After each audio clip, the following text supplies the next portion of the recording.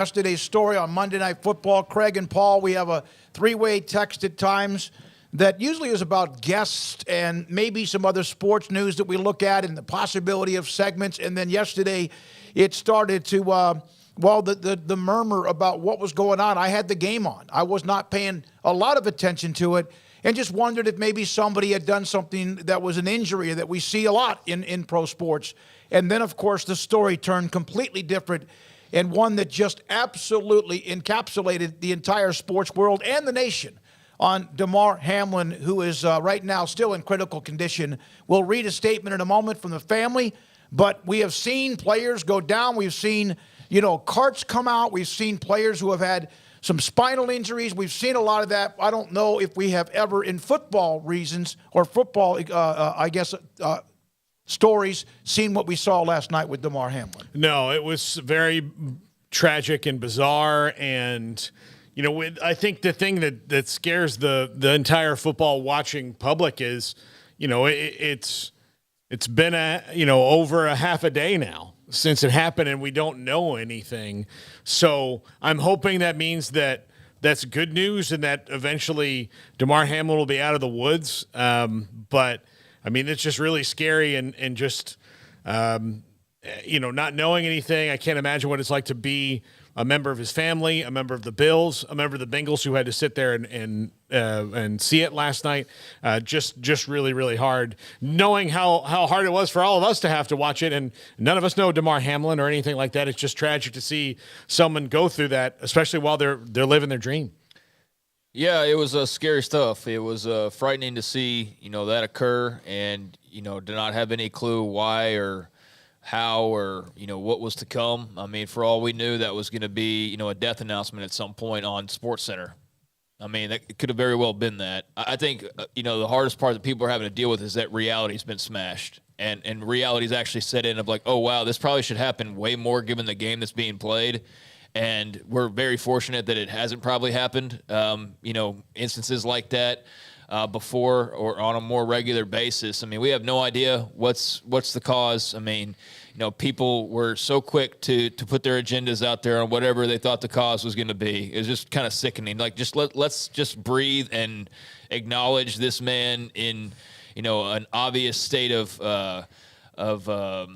health crisis and then worry about the details later. And so now I think we're all curious about the details just to simply have an explanation for why this happened and what could possibly have caused this, whether it be an underlying heart issue, which we've seen in sports before, or whether it be, I don't know, something to do with head and it's anyone's guess at this point. That's why it's probably not good to guess at all. But I think everybody's absolutely curious on what could possibly have gone wrong because, none of us have ever seen this thing before. So I think reality has set in of like, oh, wow, this is a very dangerous game. And we know that and we say that, but when you go and you watch it and there's like 10 games on every weekend and nothing really ever happens to that extent, week after week after week after week, and then all of a sudden it does happen. You're like, oh my God, I can't believe that happened. It's like, really? I can't believe it hasn't happened way more often, quite honestly, with you.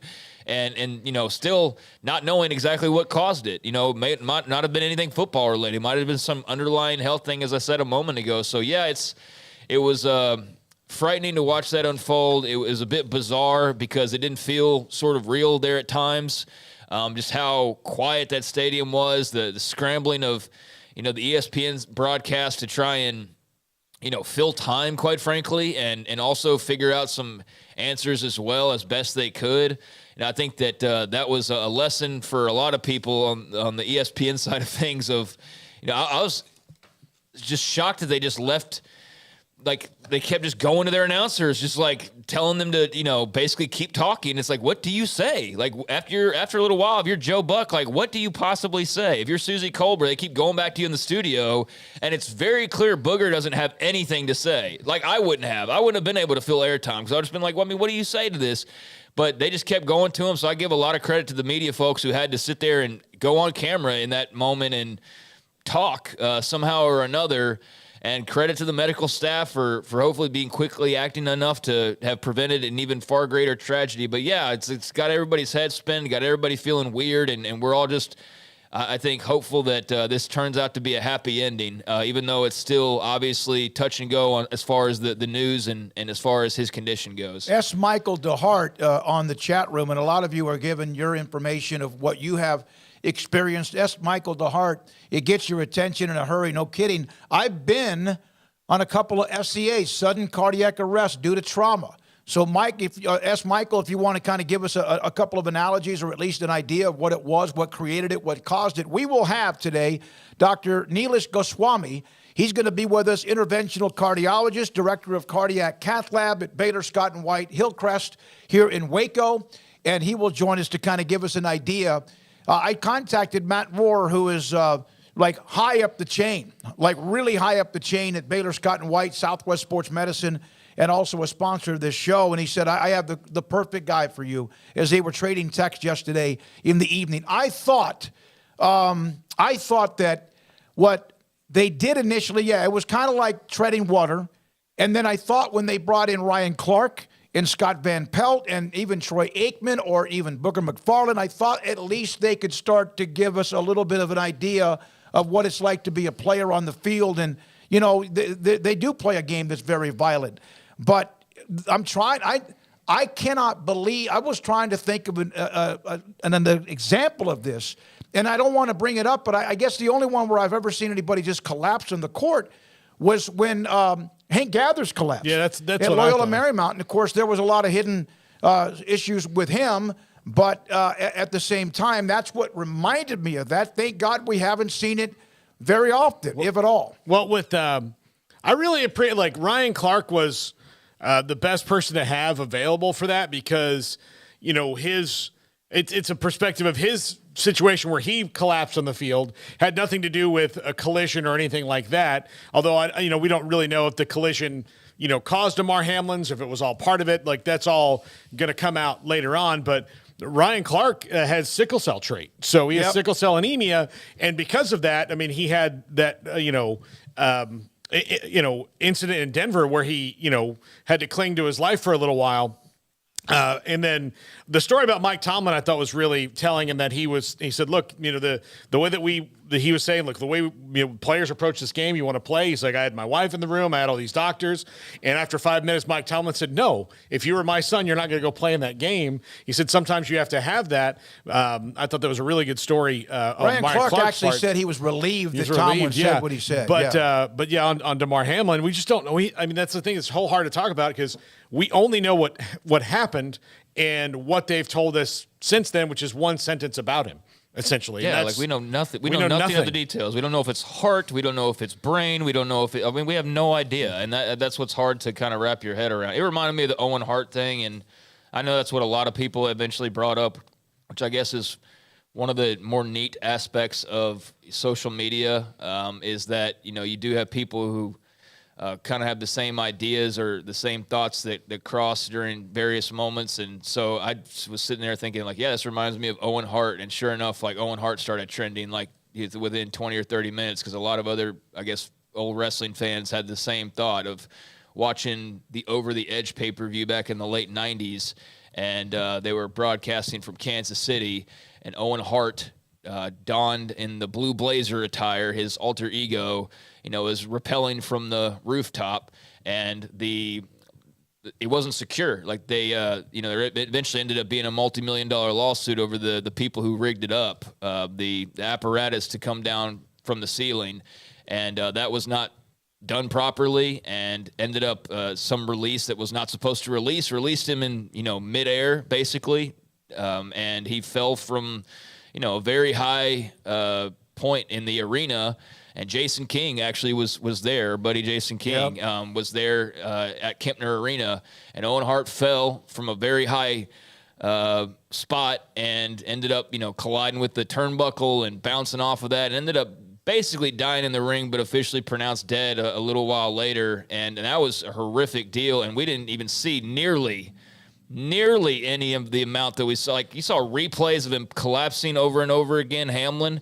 Like, you didn't see any of the Owen Hart thing. It wasn't on camera. They were doing like a promo at the time, and then they just came back to the ring, and you're like, wait, something's wrong. Why is it so quiet? And you see people kind of gathered, and that was the extent of it. Whereas with Hamlin, you saw the replay on Twitter. If you wanted to go watch it right now, you could watch it 1,000 times and watch every reaction and watch everything like that. Point being is they're in the middle of a pay-per-view, and it's like, what do you do? Guy just had this massive accident. Doesn't happen very often ever in the ring. And what do you do? And they went on with the show. The show must go on, Vince McMahon said, basically.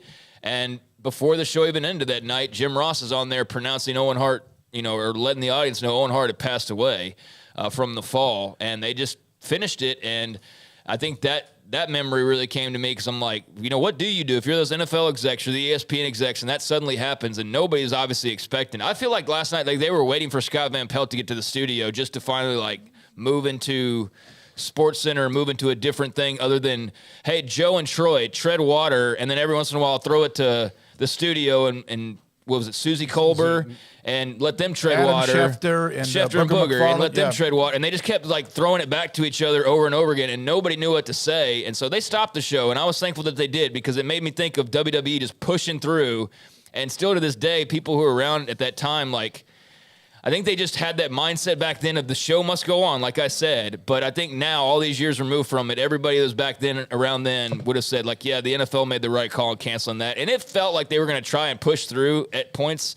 And I just felt like there's just no way you could have played that game after that occurred. And so I'm glad to see that they eventually came to the determination that they did. And obviously, we still don't know the extent of really anything involving last night, from the injury to that game. And obviously that's the least important thing. No, it is. And there's no plans on what to do with that game. That game is irrelevant, even though it is important as far as what happens, whoever gets to what seed. Right now, the most important thing is on Damar Hamlin. Here's the statement from the family. On behalf of our family, we want to express our sincere gratitude for the love and support shown to Damar during his challenging time. We are deeply moved by the prayers, kind words, donations from fans around the country. We'll get to that. We also want to acknowledge the dedicated first responders and healthcare professionals, University of Cincinnati Medical Center, who provided exceptional care for Damar. We feel so blessed to be part of the Bills, have their support. Also want to thank Coach Taylor and the Bengals for everything they've done. Your generosity and compassion mean the world to us. Please keep Damar in your prayers. We will release updates as soon as we have them. Thank you, the Hamlin family.